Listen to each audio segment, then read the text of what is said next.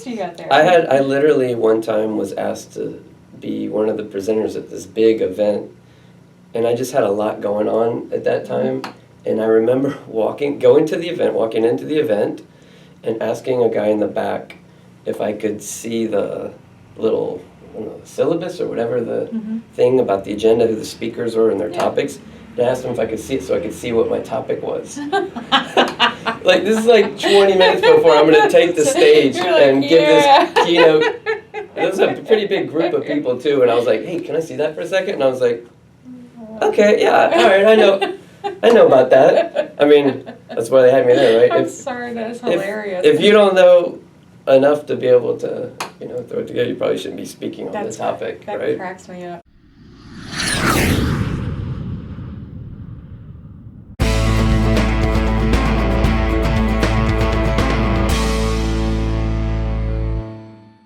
Okay, and here we go. How's it going? And I'm not going to start with how's it going. That's the worst way to start a thing, because you can't answer. They don't know how it's going. You can't answer back, how's it going? I'm here with Dolly Penland. She is, I've got my notes, is an award-winning journalist, best known for her business advice column, where she worked with companies from startups to large corporations, sharing best practices regarding running successful organizations. She has parlayed this wealth of knowledge garnered during her 20-year career into business advising. You started when you were 9. Yes. With predictive results. This is the name of the organization. She now works directly with CEOs, COOs, and business owners to help them not only hire the right people for each job, but to then manage their workforce most effectively.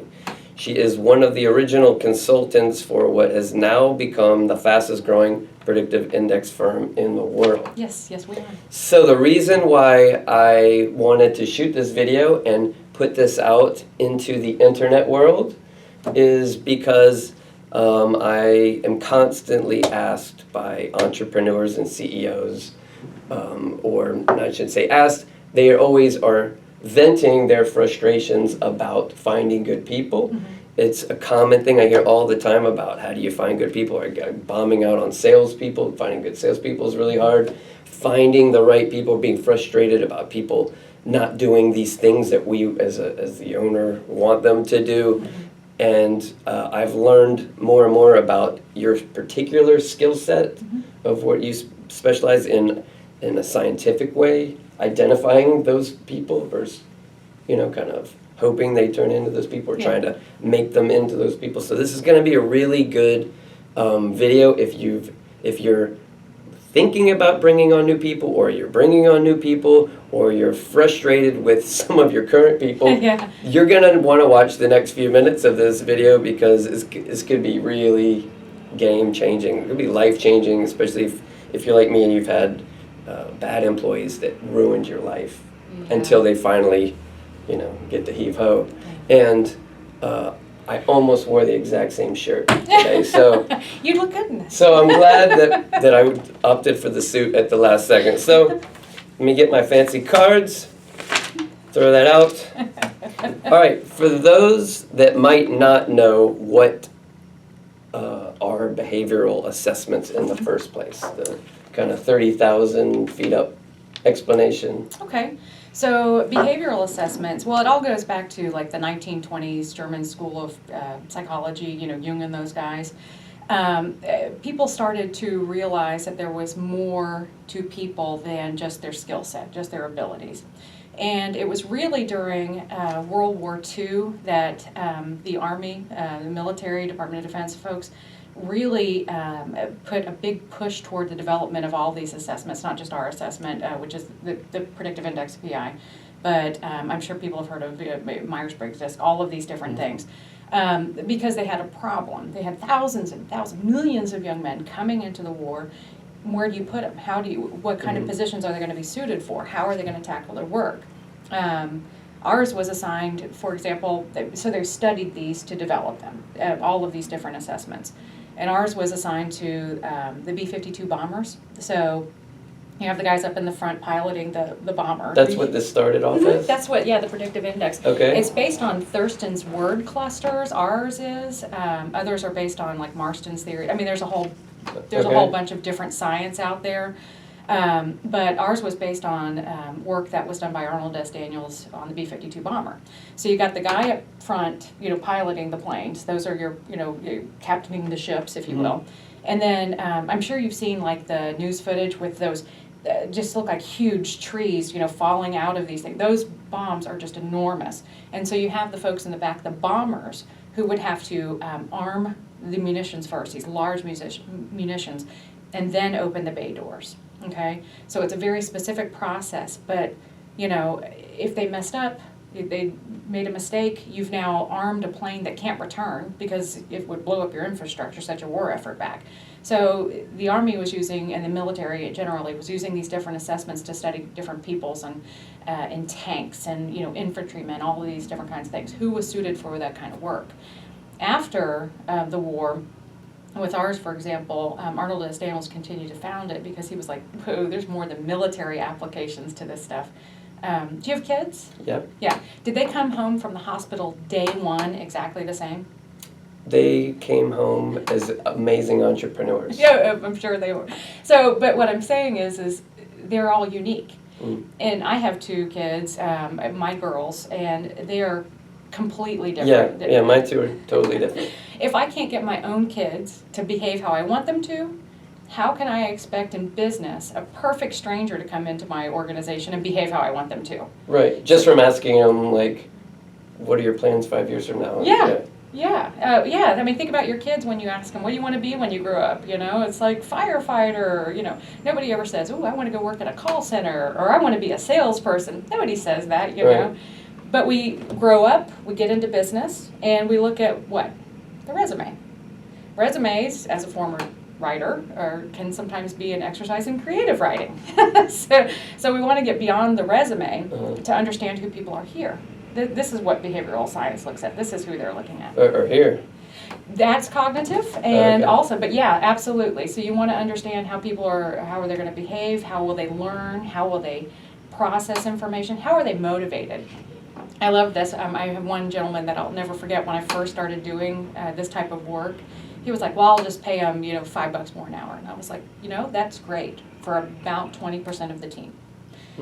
The other 80%, it's not going to work. Right. It's like you've got people who need rules and shit. And then the owner, we get frustrated that we were offering this great thing and they Yes. didn't care, but they're just not wired that way. That's to exactly care. right. They went, oh, he's giving more money. That's nice. But what they needed was maybe some face time, some people time. You wouldn't believe how far, like a genuine, heartfelt thank you for a technical job well done will go with some people. Right.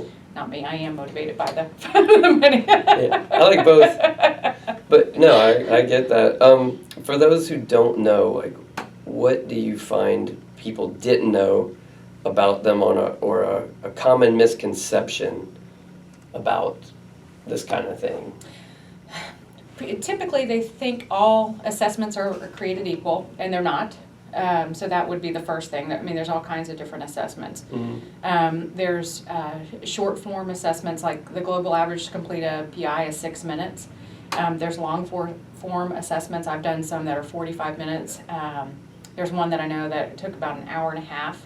A girlfriend of mine actually did one that was 3 hours. And I was like, I couldn't fathom sitting still as an applicant for 3 hours, trying to, I was like, good luck figuring me out. I like the one that you had me do. She had me do this thing, and when she was reading after I answered these questions, it took about 5 minutes, she started describing me.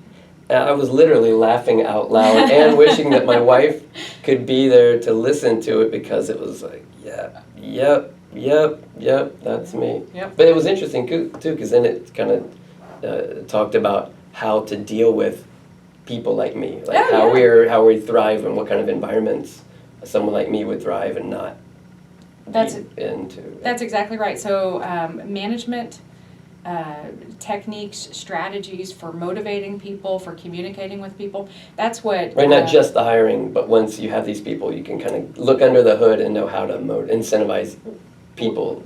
Yeah, absolutely. Because if you think about it, the hiring process is a blink in the eye of the employee life cycle.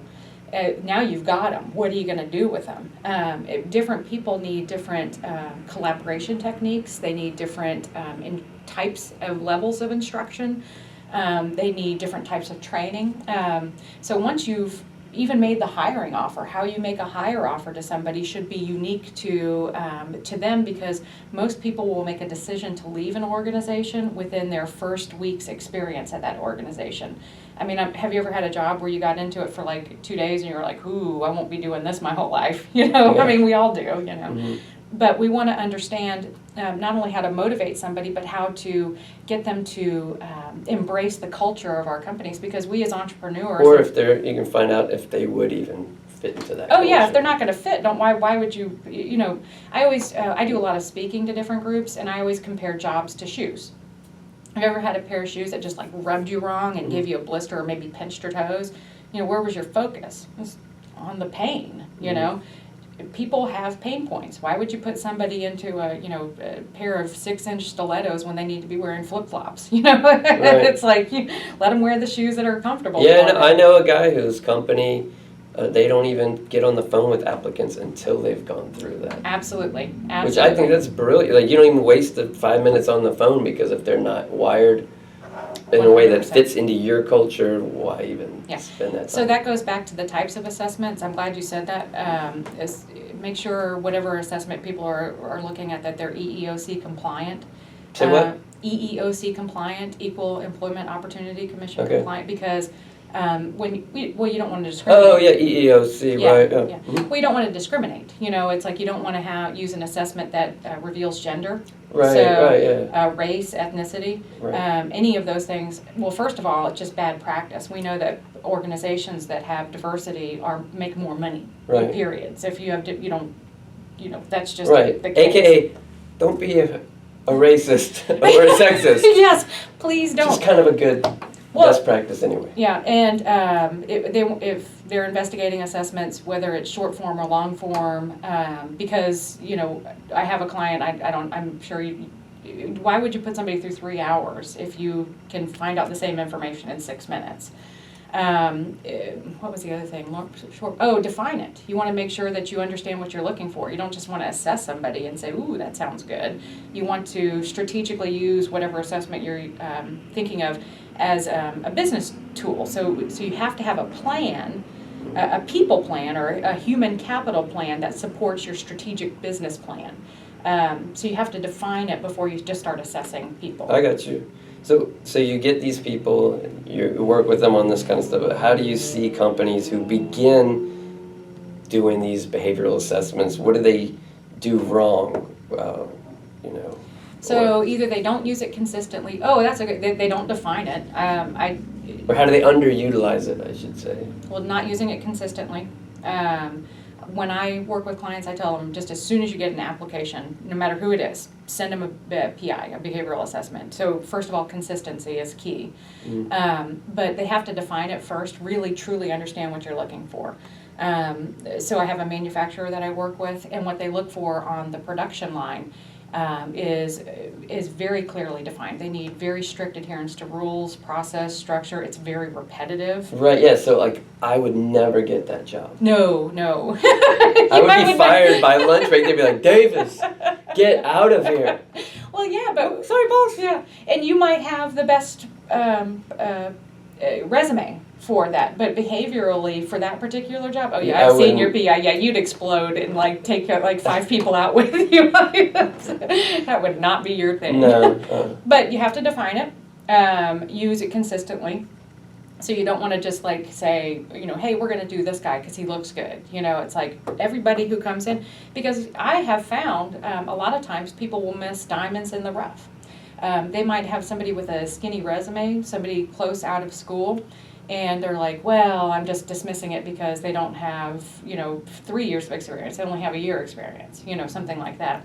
But if that person behaviorally is a good fit for what you're looking for, you can actually train them and work them to understand not only your culture, but to do the work consistently as you need them to do, because they're not bringing baggage basically from other organizations. So don't miss a diamond in the rough. Yeah, just and you because- can get swayed, and sometimes by a little charisma or a certain. They look like a stock photo of an executive. Yeah. Oh, awesome! Yeah, people will confuse confidence, interviewing They very actually know well, what they're doing. with actually knowing what happens all the time. Yeah. So we don't want to. No, I've hired people because I could see them working. The clients being impressed with them walking in the room, but and that really kind of swayed me.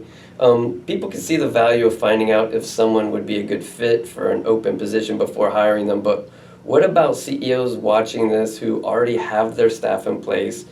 How do people use it? Or some ideas or suggestions for using it for like a current team? Oh yeah, I do this all the time, and in fact, I encourage that they use the system with all of their current people because, well, first of all, you want to understand what makes your rock stars tick. So doing some benchmarking there. Right, so there you go. It's like if you do have, usually there's the one superstar in the business. You're like, oh, if I could just clone Yeah. Larry or Stacy, Yeah. they're the superstar. Like, but you kind of can in a way. Yeah. You just get all the information of all their type of personality profile. Absolutely. Then you like you said, benchmark. Benchmark for those, and you can actually, I work with clients, actually help them add language to their job descriptions so that people will self-select when they're applying.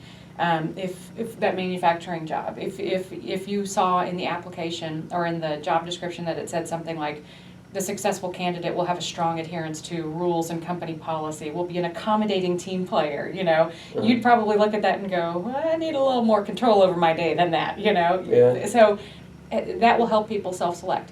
But then for those other people who are on your team, maybe you've got some C players. There is a cost to mediocrity. If I can get a C player to a B, that's found money because they're already in my organization. They already know my systems or my clients, whatever. But I can help them improve their performance. And if you think about it from their point of view, when you start to help them be more productive, they're going to be more engaged. They're going to have better job satisfaction, because now it's not just like, you're okay, fine, go away. Right. Now you're engaging them in a way that they're going, oh, I got it. I can do this. Nobody wants to come into a company and be not successful. Nobody's going, ooh, I can't wait to get yelled at. I've seen it happen so many times where somebody wasn't working out and they were getting close to the chopping block and they could feel it. A lot of times they end up leaving because they could just feel they're not. Let's go through some different types of roles in a business people watching this might be hiring for, and give me some of your kind of more little quick thoughts on hiring the right fit for people in some different types of roles. So Okay. somebody watching this might be thinking about hiring a salesperson or doing it, or an office manager or administrative assistant or whatever. So just kind of quickly, what are some, I know it's sort of a generic thing, but a good salesperson, from your experience, what are some kind of traits? So there's going to be a couple different types. Your assertive go-getters who are effective communicators who connect quickly with people and can handle some risk. That's one type of salesperson. Relationship sales where it's not pushy. Maybe like in retail or it's just long-term relationship management would be a different type because then they're people, but they're not being all pushy. Technical sales, you're probably going to want more technical knowledge. So you really, there's not even like, this is the kind of person for sales. It's even within that. I want to know particular what you profiles need. for what kind of sales. Yeah, I want to know exactly what you need. Now, there's some of those that are going to be more successful consistently in different industries, but I still want to define it. I'll give you an example. I've got an accounting firm, a couple of accounting firms I work with, and one of them, they look for consistent, methodical, calm people who are going to process, a return before moving on the other one. The other one looks for people who are brain on fire, can't sit still. They're going to go through and, crank out tax returns. Same degrees, same experience, two just very different types of people. That's interesting. All right, so I think I'm a pretty good entrepreneur, but I would never hire me to manage anything. I know to get out. I think I'm a pretty good entrepreneur because I know to get the hell out of the way of being a manager. Yeah. What about somebody who's looking for somebody to bring on to manage certain things? That's a great, so again, you would define it for what you need. So I have a client in Aruba, they have locations in Curacao and Puerto Rico. So our system is available, by the way, in over 70 languages, including Braille and Oh, that's Copy awesome. and Mento. Yeah, why would I have somebody take it in English if they don't Yeah, speak we English? probably will have people watching this in other countries. Yeah. Okay. So we were doing an ostrich farm manager, and so there was a couple of different opinions of what would make somebody successful. One of them was a strong adherence to rules, assertive, go-getter, and the other one was like, well, wait a minute, he deals with tourists and customers, so what do we need? And two very, would be very successful profiles, but we had to come to an agreement because we decided on the more rule-following, serious person, because you are dealing with large, dangerous birds. So, Okay. But let's say you have an organization where you have like cross-functional teams, and I have to not only manage you and your team, but I have to go over here and manage these other people sometimes as well. Well, then you're going to need more people orientation. How am I going to rally the troops and give them instruction? A direct supervisor in that manufacturing plant I was talking about earlier, they don't need personality. They need somebody who's going to be more like, nope, this is what we're doing, because literally lives could be at stake. They're working around a very big machinery. They crush hazards and all those kinds of things. So you'll want to define it for what you need. Sometimes you need people, collaborative leadership, and sometimes you need serious, no holds barred, win at any cost. You just have to know what you're looking for. Okay. What about an administrative assistant? Okay, so there's a couple of different types of AEs that I've seen, but I will tell you the one thing that's consistent. Organization, organization, organization. So some people want organization with a little people orientation. So Some people. if you're hiring for an administrative assistant and you see their door open and a bunch of junk falling out. Yeah, you're probably, do you want that to be, is that the I person did you want have an administrative person with a messy car. That's funny. How did that work out? All right, what about C-level leadership role? Okay, so you could have your CEO success at any cost, but he would have to balance and value and understand the CFO who's saying success, and we're going to look at the costs, okay? Your marketing manager, your sales guy is probably going to be like more raw, take charge, maybe not have as many rules in their life, simply because those are going to be more risk tolerant areas. How are they going to think? Are they going to think outside of the box? Your chief people officer, you probably do want some people orientation, but you're probably going to need more structure because they have all of the risk, the responsibility for ensuring compliance and Right. boy, I couldn't do it. There's a lot of laws associated with people, but do they also have a strategic seat at the table? So different organizations, smaller organizations are going to have fewer of those C-level positions. Bigger organizations, there's going to be much more thought Right. into. But that's right there's a good point too, that people might think, well, this is like the kind of thing that a Fortune 500 company would do, or a bigger company, but you do this for pretty. Oh, I have It's all almost sizes. more important the smaller the company, because one bad apple in a group of 3, 5, 8, 15 yeah. could really be Yeah. bad news. And your dollars are more close and personal, because if I'm an entrepreneur with only like 3 or 5 people, that's my baby. It's like, that is my company. I don't want to bring somebody in that's going to poison. Yeah, the that apple. cloud is a bigger percentage of the organization. Yeah, exactly. So that's even more critical to make sure I have the right people in those seats, because maybe I'm also on a growth trajectory. I might have 3 people. I've got a client that has 5 people. This is a good example. And he's probably going to be 20 in a year. So that's a significant Yeah, growth man, I curve. wish I could email this video to 2003. That would be awesome. That would really. It's the year 2003. 2003 would be really grateful to have gotten this video.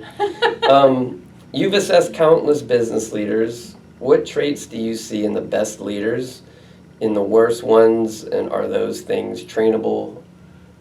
Okay, so I have seen successful, your pattern, very entrepreneurial, a lot of risk, that will then tend to want to bring in people who are going to handle the details, because, you need some of that structure process, maybe not be your favorite part of the day, Right. but somebody else will live and, think about it. But then you could have a leader, an owner who's very process oriented, not assertive go-getter, but then what do they need? They need the loud, take charge, sales type person, for example, to go get the business, because their business plan will be exceptional. It'll be perfect. But now who's going to take the Who's risk? gonna to go up? execute, Yeah, exactly.